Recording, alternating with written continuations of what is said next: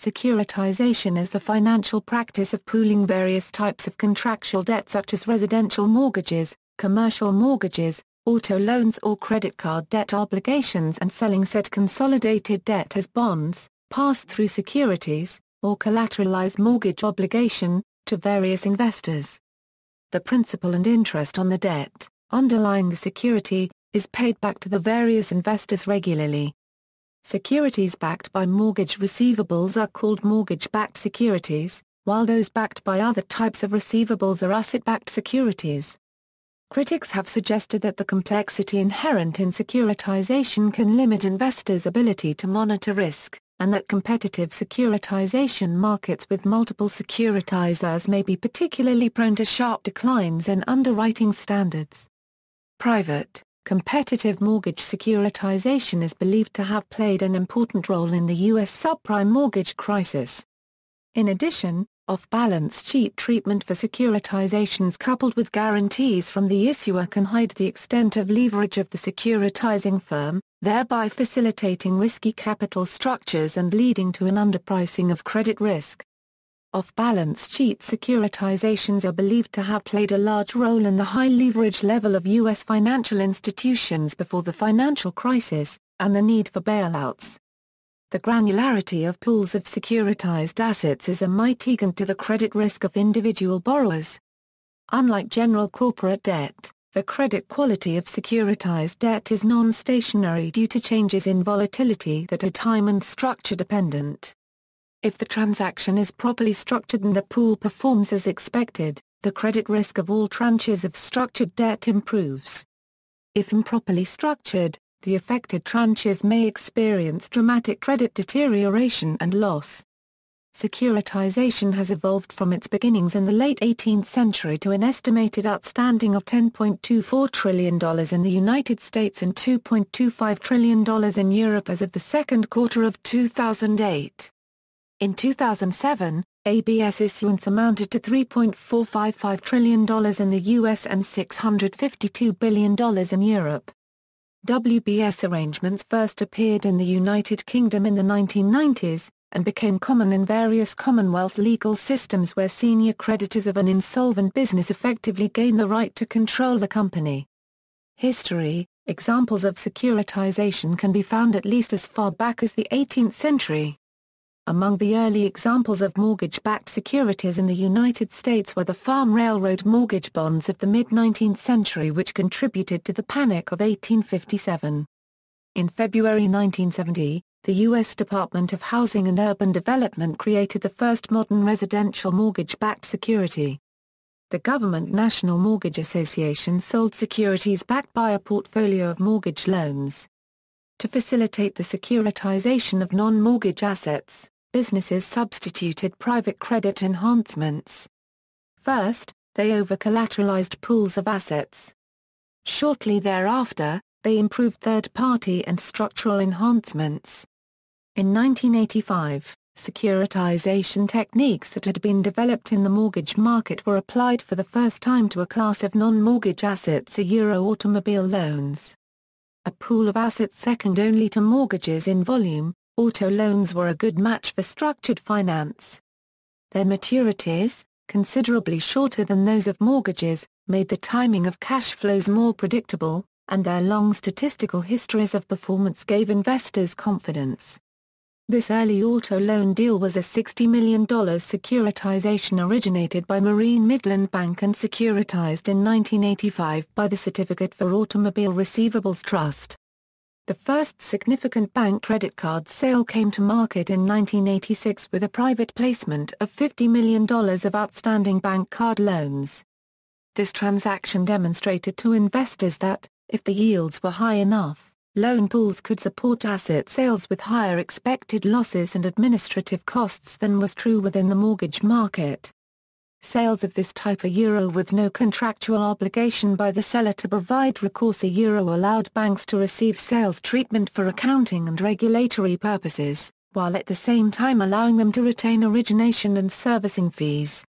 After the success of this initial transaction, investors grew to accept credit card receivables as collateral, and banks developed structures to normalize the cash flows.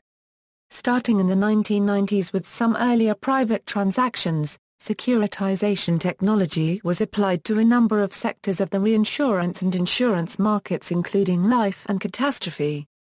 This activity grew to nearly $15 billion of issuance in 2006 following the disruptions in the underlying markets caused by Hurricane Katrina and Regulation XXX.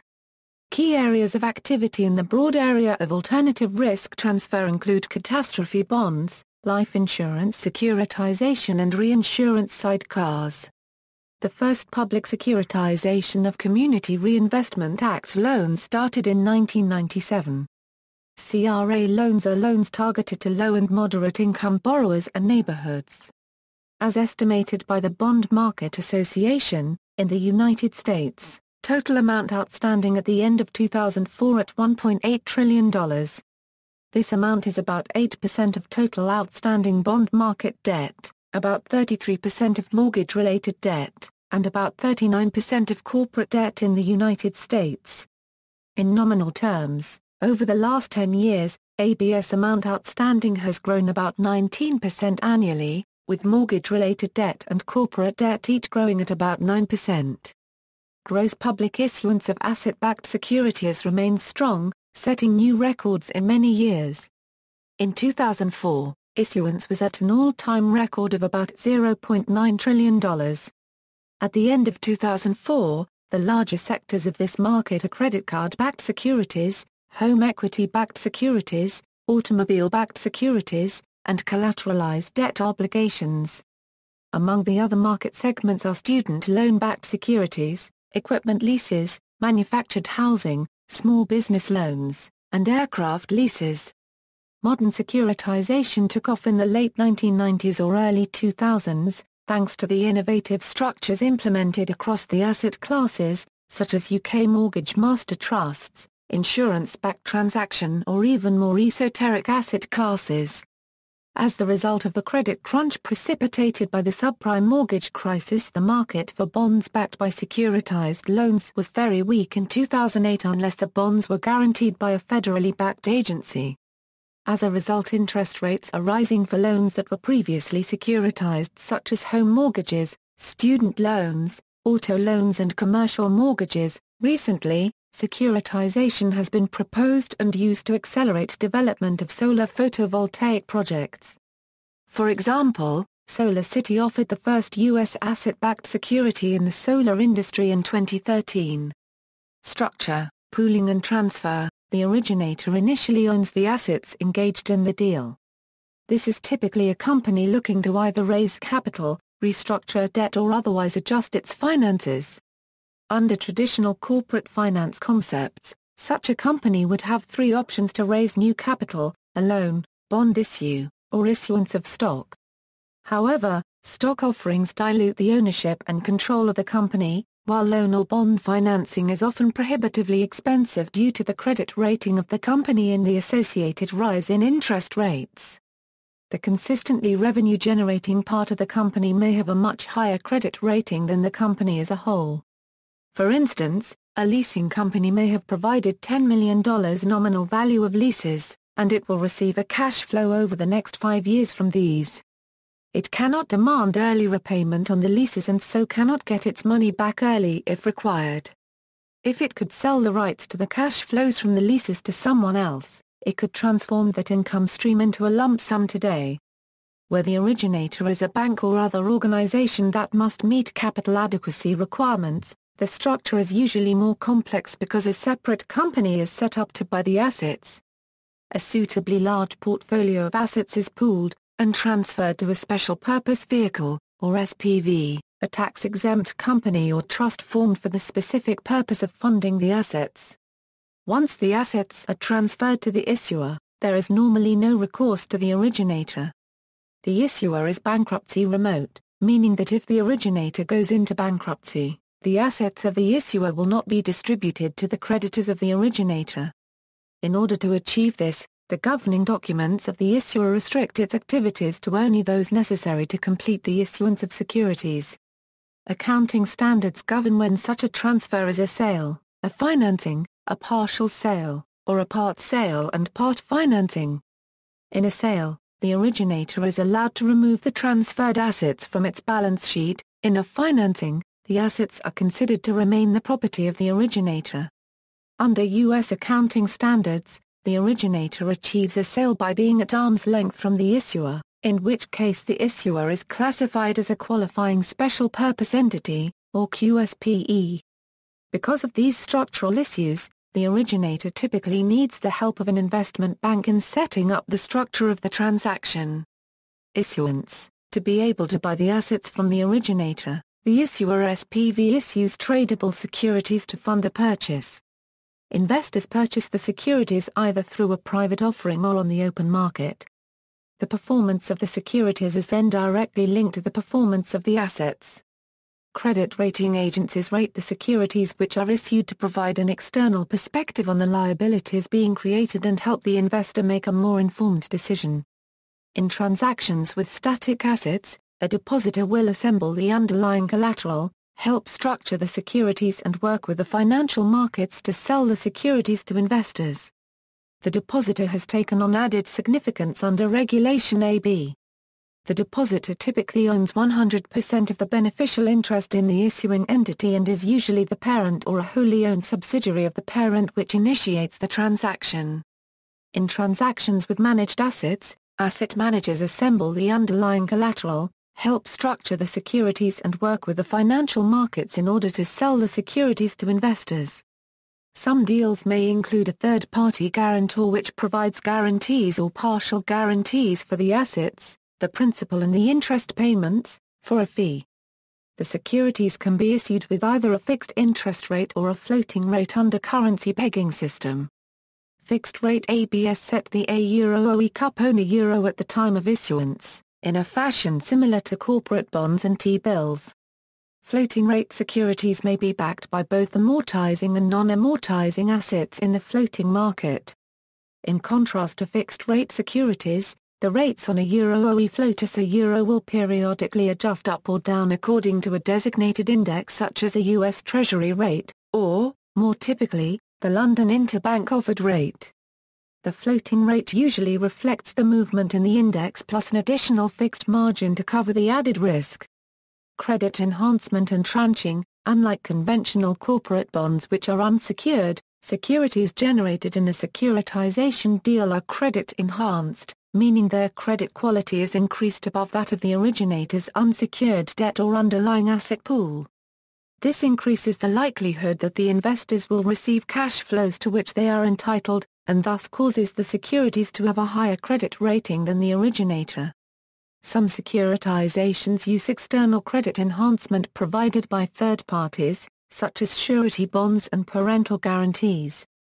Individual securities are often split into tranches, or categorized into varying degrees of subordination. Each tranche has a different level of credit protection or risk exposure than another. There is generally a senior class of securities and one or more junior subordinated classes that function as protective layers for the A-Euro OE or Euro class. The senior classes have first claim on the cash that the SPV receives, and the more junior classes only start receiving repayment after the more senior classes have repaid.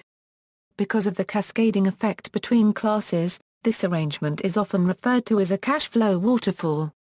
In the event that the underlying asset pool becomes insufficient to make payments on the securities, the loss is absorbed first by the subordinated tranches, and the upper-level tranches remain unaffected until the losses exceed the entire amount of the subordinated tranches.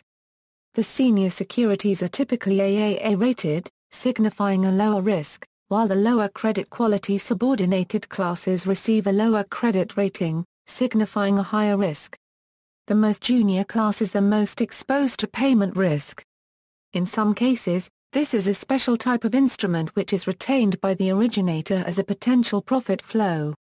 In some cases the equity class receives no coupon, but only the residual cash flow after all the other classes have been paid. There may also be a special class which absorbs early repayments in the underlying assets. This is often a case where the underlying assets are mortgages which, in essence, are repaid every time the property is sold. Since any early repayment is passed on to this class, it means the other investors have a more predictable cash flow. If the underlying assets are mortgages or loans, there are usually two separate waterfalls, because the principal and interest receipts can be easily allocated and matched. But if the assets are income-based transactions such as rental deals, it is not possible to differentiate so easily between how much of the revenue is income and how much principal repayment. In this case, all the income is used to pay the cash flows due on the bonds as those cash flows become due. Credit enhancements affect credit risk by providing more or less protection to promised cash flows for a security. Additional protection can help a security achieve a higher rating, lower protection can help create new securities with differently desired risks, and these differential protections can help place a security on more attractive terms. In addition to subordination, credit may be enhanced through a reserve or spread account, in which funds remaining after expenses such as principal and interest payments, charge-offs and other fees have been paid off are accumulated, and can be used when SPE expenses are greater than its income. Third-party insurance, or guarantees of principal and interest payments on the securities. Over-collateralization, usually by using finance income to pay off principal on some securities before principal on the corresponding share of collateral is collected. Cash funding or a cash collateral account, generally consisting of short-term, highly rated investments purchased either from the seller's own funds, or from funds borrowed from third parties that can be used to make up shortfalls in promised cash flows. A third-party letter of credit or corporate guarantee. A backup servicer for the loans. Discounted receivables for the pool. Servicing. A servicer collects payments and monitors the assets that are the crux of the structured financial deal. The servicer can often be the originator, because the servicer needs very similar expertise to the originator and would want to ensure that loan repayments are paid to the special purpose vehicle. The servicer can significantly affect the cash flows to the investors because it controls the collection policy, which influences the proceeds collected, the charge-offs and the recoveries on the loans. Any income remaining after payments and expenses is usually accumulated to some extent in a reserve or spread account, and any further excess is returned to the seller. Bond rating agencies publish ratings of asset-backed securities based on the performance of the collateral pool, the credit enhancements and the probability of default. When the issuer is structured as a trust, the trustee is a vital part of the deal as the gatekeeper of the assets that are being held in the issuer. Even though the trustee is part of the SPV, which is typically wholly owned by the originator, the trustee has a fiduciary duty to protect the assets and those who own the assets, typically the investors. Repayment structures. Unlike corporate bonds, most securitizations are amortized, meaning that the principal amount borrowed is paid back gradually over the specified term of the loan, rather than in one lump sum at the maturity of the loan. Fully amortizing securitizations are generally collateralized by fully amortizing assets such as home equity loans, auto loans, and student loans. Prepayment uncertainty is an important concern with fully amortizing ABS. The possible rate of prepayment varies widely with the type of underlying asset pool, so many prepayment models have been developed in an attempt to define common prepayment activity. The PSA prepayment model is a well-known example. A controlled amortization structure is a method of providing investors with a more predictable repayment schedule, even though the underlying assets may be non-amortizing. After a predetermined euro or revolving euro period, during which only interest payments are made, these securitizations attempt to return principal to investors in a series of defined periodic payments, usually within a year. An early amortization event is the risk of the debt being retired early. On the other hand, bullet or slug structures return the principal to investors in a single payment. The most common bullet structure is called the soft bullet, meaning that the final bullet payment is not guaranteed on the expected maturity date. However, the majority of these securitizations are paid on time. The second type of bullet structure is the hard bullet, which guarantees that the principal will be paid on the expected maturity date. Hard bullet structures are less common for two reasons: investors are comfortable with soft bullet structures, and they are reluctant to accept the lower yields of hard bullet securities in exchange for a guarantee. Securitizations are often structured as a sequential pay bond, paid off in a sequential manner based on maturity. This means that the first tranche, which may have a 1-year average life, will receive all principal payments until it is retired. Then the second tranche begins to receive principal, and so forth. Pro rata bond structures pay each tranche a proportionate share of principal throughout the life of the security. Structural risks and misincentives. Some originators have prioritized loan volume over credit quality, disregarding the long-term risk of the asset they have created in their enthusiasm to profit from the fees associated with origination and securitization.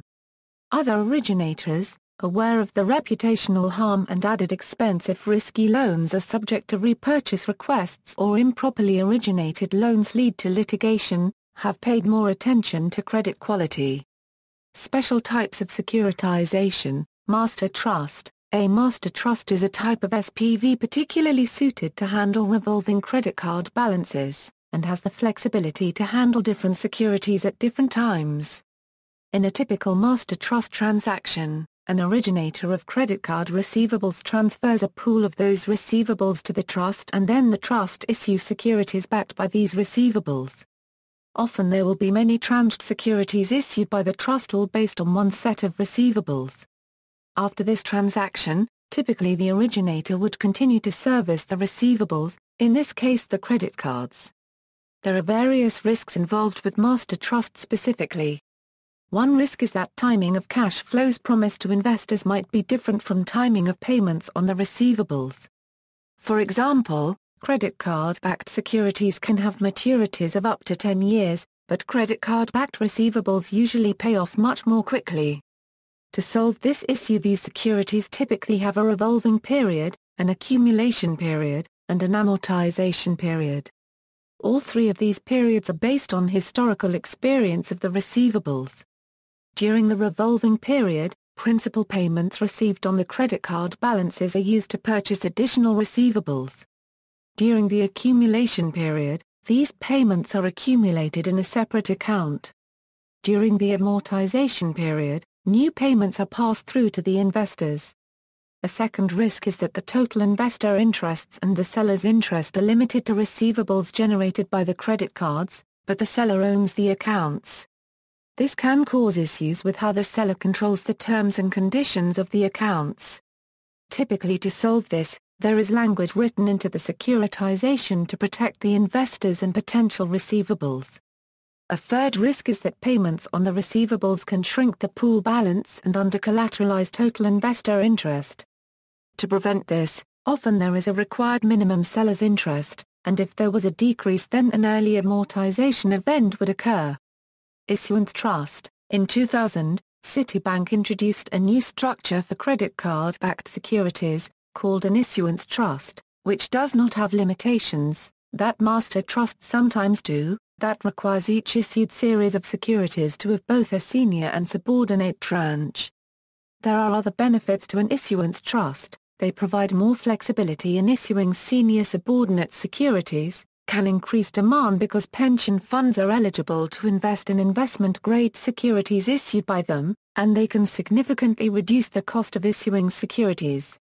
Because of these issues, issuance trusts are now the dominant structure used by major issuers of credit card-backed securities. Grantor Trust. Grantor trusts are typically used in automobile-backed securities and are EMICs. Grantor trusts are very similar to pass-through trusts used in the earlier days of securitization. An originator pools together loans and sells them to a grantor trust, which issues classes of securities backed by these loans. Principal and interest received on the loans, after expenses are taken into account, are passed through to the holders of the securities on a pro rata basis. Owner Trust. In an owner trust, there is more flexibility in allocating principal and interest received to different classes of issued securities. In an owner trust, both interest and principal due to subordinate securities can be used to pay senior securities. Due to this, owner trusts can tailor maturity, risk and return profiles of issued securities to investor needs. Usually, any income remaining after expenses is kept in a reserve account up to a specified level, and then after that, all income is returned to the seller.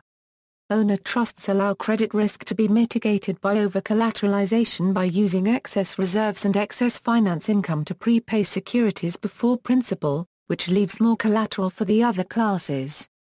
Motives for securitization: advantages to issuer, reduces funding costs. Through securitization, a company rated BB but with AAA-worthy cash flow would be able to borrow at possibly AAA rates.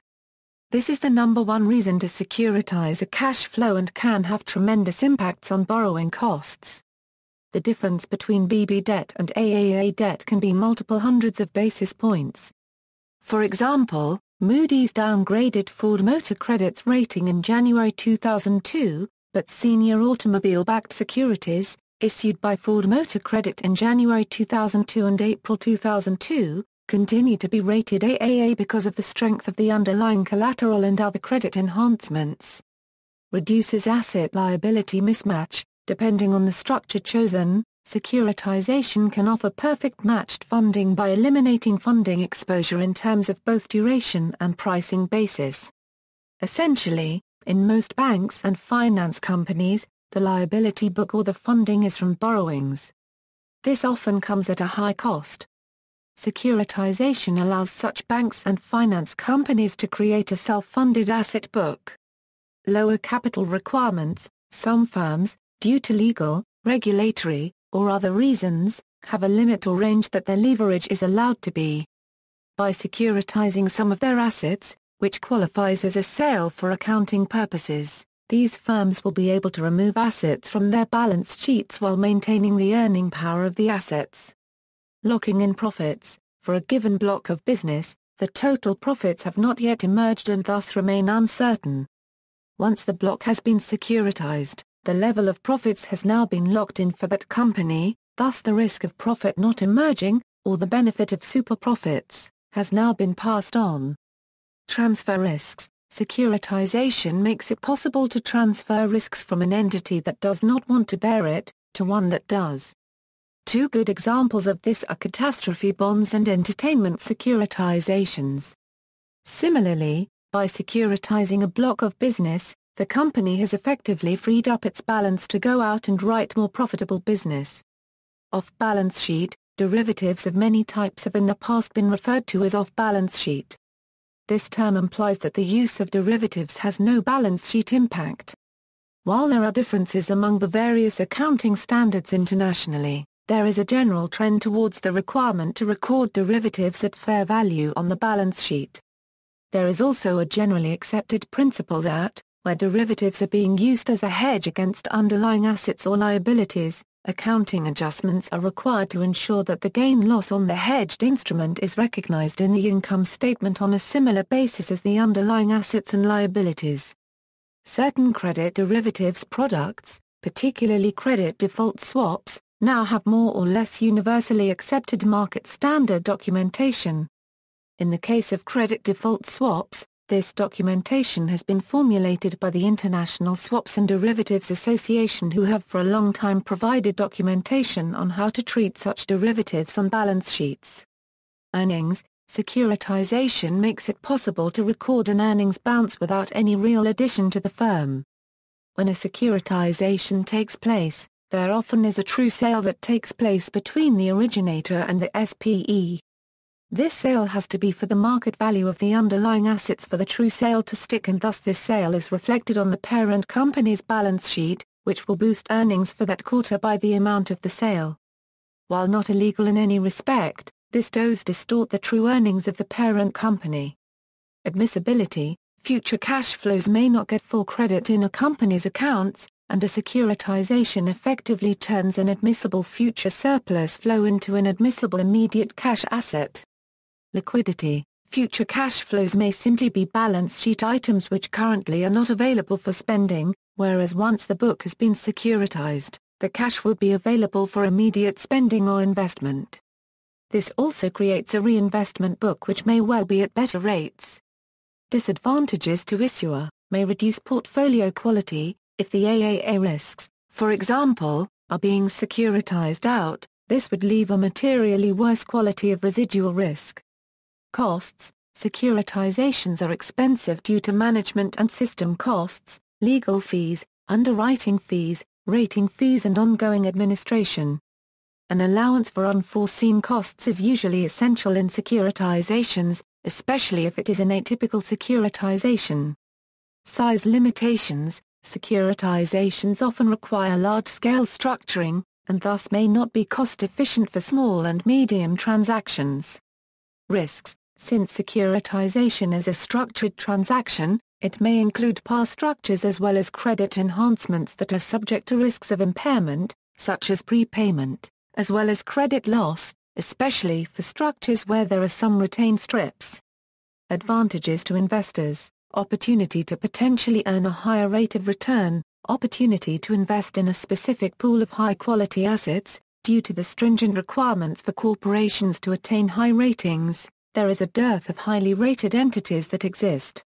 Securitizations, however, allow for the creation of large quantities of AAA, AA or A-rated bonds, and risk-averse institutional investors, or investors that are required to invest in only highly rated assets, have access to a larger pool of investment options. Portfolio diversification. Depending on the securitization, hedge funds as well as other institutional investors tend to like investing in bonds created through securitizations because they may be uncorrelated to their other bonds and securities. Isolation of credit risk from the parent entity. Since the assets that are securitized are isolated from the assets of the originating entity, under securitization it may be possible for the securitization to receive a higher credit rating than the parent, because the underlying risks are different. For example, a small bank may be considered more risky than the mortgage loans it makes to its customers. Were the mortgage loans to remain with the bank, the borrowers may effectively be paying higher interest. Risks to investors. Liquidity risk, credit default. Default risk is generally accepted as a borrower unregistered trademark's inability to meet interest payment obligations on time. For ABS, default may occur when maintenance obligations on the underlying collateral are not sufficiently met as detailed in its prospectus. A key indicator of a particular security unregistered trademark's default risk is its credit rating. Different tranches within the ABS are rated differently, with senior classes of most issues receiving the highest rating, and subordinated classes receiving correspondingly lower credit ratings. Almost all mortgages, including reverse mortgages, and student loans, are now insured by the government, meaning that taxpayers are on the hook for any of these loans that go bad even if the asset is massively overinflated. In other words, there are no limits or curbs on overspending, or the liabilities to taxpayers. However, the credit crisis of 2007-2008 has exposed a potential flaw in the securitization process. Loan originators retain no residual risk for the loans they make, but collect substantial fees on loan issuance and securitization, which doesn't encourage improvement of underwriting standards. Event risk, prepayment early amortization. The majority of revolving ABS are subject to some degree of early amortization risk. The risk stems from specific early amortization events or payout events that cause the security to be paid off prematurely. Typically, payout events include insufficient payments from the underlying borrowers, insufficient excess spread, a rise in the default rate on the underlying loans above a specified level, a decrease in credit enhancements below a specific level, and bankruptcy on the part of the sponsor or servicer. Currency interest rate fluctuations. Like all fixed-income securities, the prices of fixed-rate ABS move in response to changes in interest rates. Fluctuations in interest rates affect floating-rate ABS prices less than fixed-rate securities, as the index against which the ABS rate adjusts will reflect interest rate changes in the economy. Furthermore, interest rate changes may affect the prepayment rates on underlying loans that back some types of ABS, which can affect yields. Home equity loans tend to be the most sensitive to changes in interest rates, while auto loans, student loans, and credit cards are generally less sensitive to interest rates. Contractual agreements, moral hazard. Investors usually rely on the deal manager to price the securitization unregistered trademark underlying assets. If the manager earns fees based on performance, there may be a temptation to mark up the prices of the portfolio assets. Conflicts of interest can also arise with senior note holders when the manager has a claim on the deal's excess spread. Servicer risk. The transfer or collection of payments may be delayed or reduced if the servicer becomes insolvent. This risk is mitigated by having a backup servicer involved in the transaction. Recent lawsuits. Recently there have been several lawsuits attributable to the rating of securitizations by the three leading rating agencies. In July 2009, the USA unregistered trademark's largest public pension fund has filed suit in California state court in connection with $1 billion in losses that it says were caused by a overwieldly inaccurate credit ratings from the three leading ratings agencies. 1. See also, collateralized debt obligation, securitization vehicle for corporate debt securities, collateralized fund obligation, securitization vehicle for private equity and hedge fund assets, collateralized mortgage obligation, securitization vehicle for mortgage-backed securities, collateralized loan obligation, securitization vehicle for corporate loans. References. External links: The Rocket Scientists of Finance BBC program, The City Uncovered.